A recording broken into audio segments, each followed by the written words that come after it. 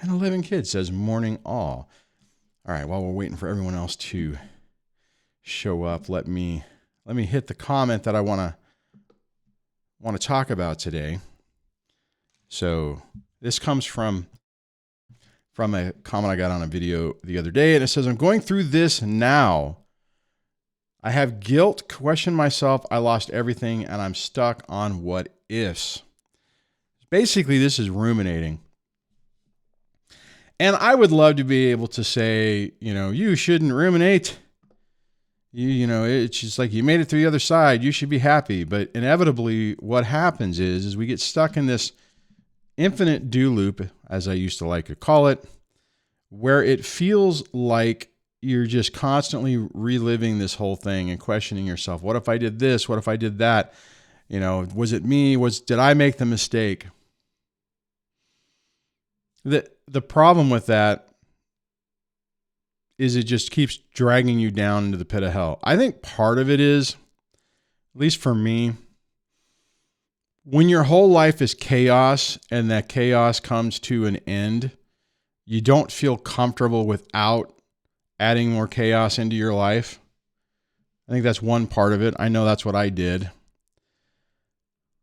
But the reality, especially when you're dealing with a high conflict, toxic, narcissistic person, you can get caught up in this mode to where you're thinking, well, what if I just would have understood and navigated this? You got to remember that unfortunately these people don't think normally. And we also think that, well, maybe if we just, I used to use, I haven't used this in a while, but I'll bring it up.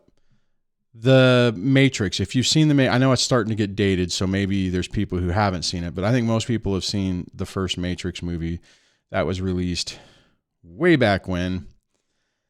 And there was a character in there called Cypher who had exited the Matrix, realized real life sucks, and he wants to go back into the Matrix. So he makes a deal with the agents to give up his buddies because he feels like they've been lied to him, and he wants to get plugged back in and forget that he knew anything and just go back into ignorant bliss. Now, the reality for us is ignorant. Sure, we could say but I don't think any of us were really living a blissful life. We were living a delusional life. We were living a life on borrowed time. These people basically put you into a pressure cooker trying to basically fry your brain. I think in a lot of ways they're hoping that you will just pass away so that they don't have to deal with you anymore and they can collect all the spoils of war, so to speak. And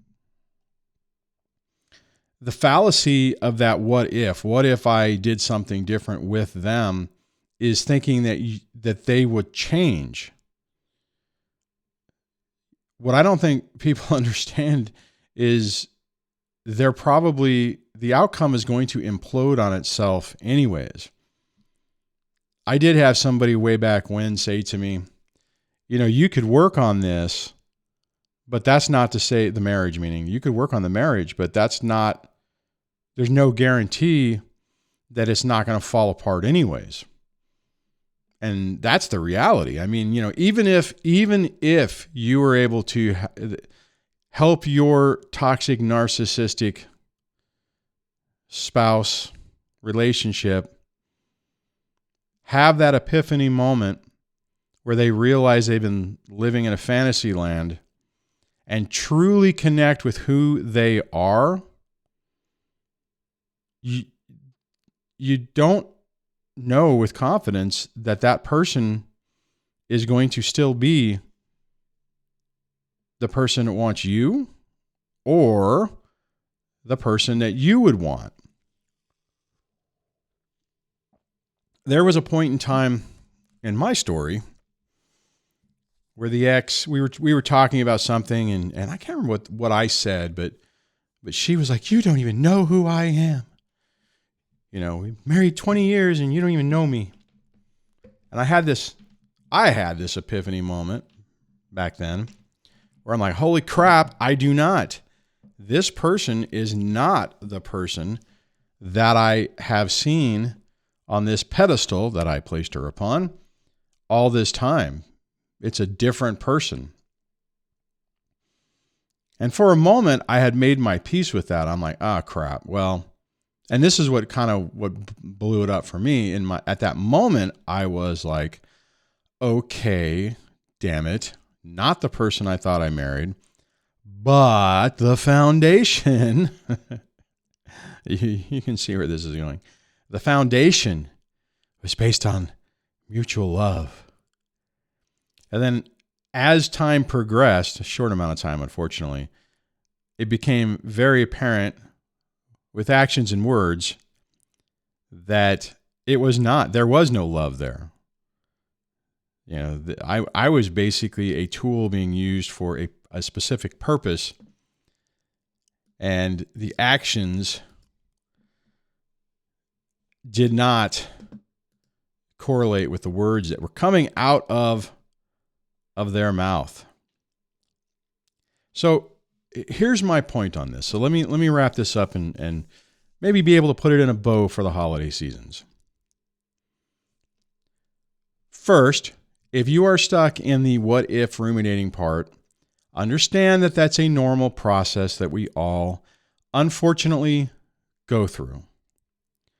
But you have to pull yourself out of the cognitive dissonance, pull yourself out of the illusion of what you believed and or hoped the relationship would be, and understand you're transitioning into reality. And although reality and seeing the world clearly for the first time can be incredibly painful, I think that it fundamentally changes our view on what's going on. We look at people differently.